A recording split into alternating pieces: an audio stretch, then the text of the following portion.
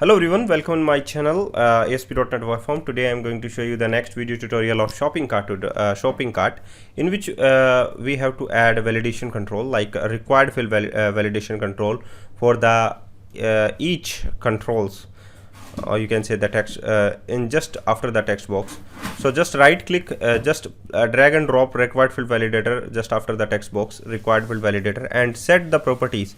Control to validate is a must to set the property, that is name text box is the name of the text box, and for color is red, and also set the validation group property, that is RV.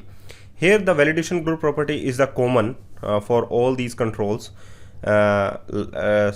looking text box control as well as the validation controls. So the for color is red, and control to validate is also set, but set the for color to the validation control instead of your text box control. So control to validate is must to set, and the validation group is must to assign, that is RV, and for color you want to choose any other colors you want. Okay, so similarly you can do for all these control, like control to validate, validation group, and the for color. Okay, now the text box control again, validation group is RV, and the required field validator is also set the validation group, that is RV, and the for color is also sign red, and control to validate, that is the phone number, so font text. The next is text box assign the validation group property, that is RV, and the next is the required field validator set to control to validate property, that is, and the for color. Okay, so just after you can add a single button control.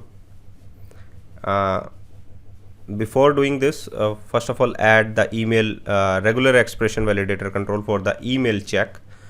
So error message is email format error, and the for color is red, and control to validate, that is email, and validation expression is also set, that is the internet email address, and validation group is RV. Okay, that's fine. Now after that you have to add a new button control just after creating a new row. So add a button control, just resize the button control, and set the property text, that is register.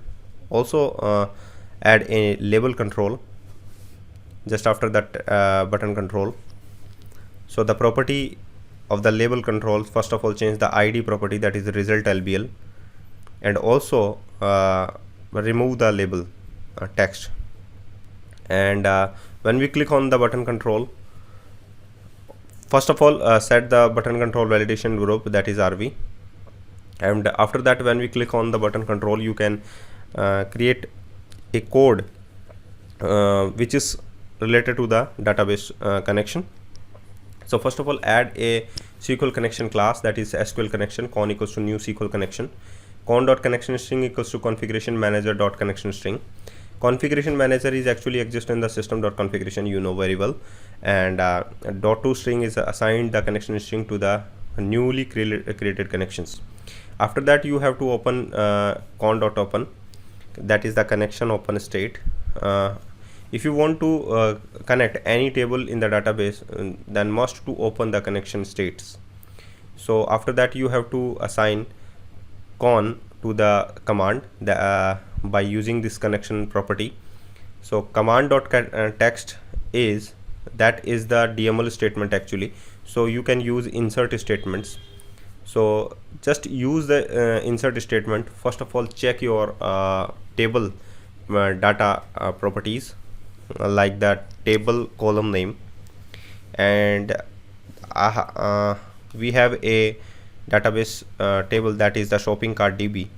So sign up is the table name, so these are the column name, that is ID, name, email address, and password, role, and the phone number. So all these are assigned and separated by the comma. So name, email address, and the password, role, and the phone number. Similarly, you can assign and separated by the comma. And after that, you have to use values keyword in the DML statements, and all these values in the format of @ symbol. You can say that is the verbatim literal.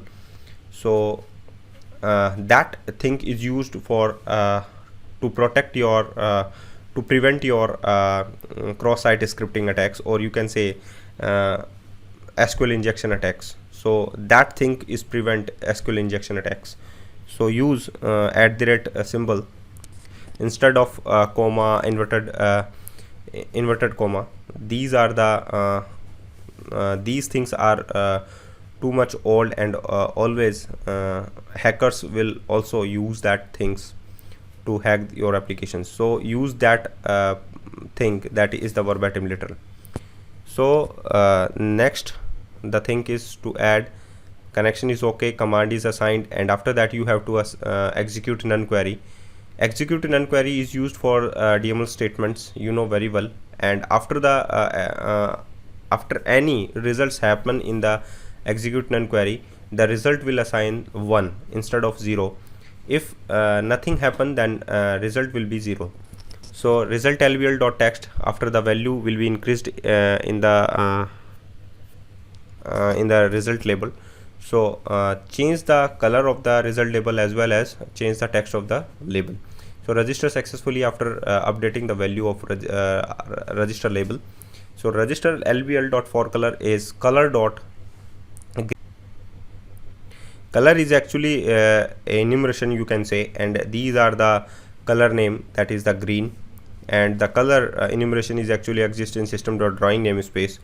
So first of all, create a new connection string, and that is automatically saved in a web.config file. So just a simple thing you can do in your application, that is just open your design page and drag a SQL data source control onto the page, and follow the steps. These are use the show smart tags to do some steps to save the connection string in web.config file. So first of all, choose the connection, that is the, or you can say database, that is shopping cart DB, and after that you can do fulfill all these steps. After that, you have to just delete your SQL data source, but your connection string is saved in your web.config file. So these connection string copied and just paste inside your connection, and run your application as well. So before doing this, to click on the register button, first of all check your validations, all these validations which is applied just after the text box. So it's taking few seconds to run your application on your browser. So these are the validation error when we click on the button control, but the address is not validate according to the validation group. So just save this, and again you have to run your application. Thank you very much for watching.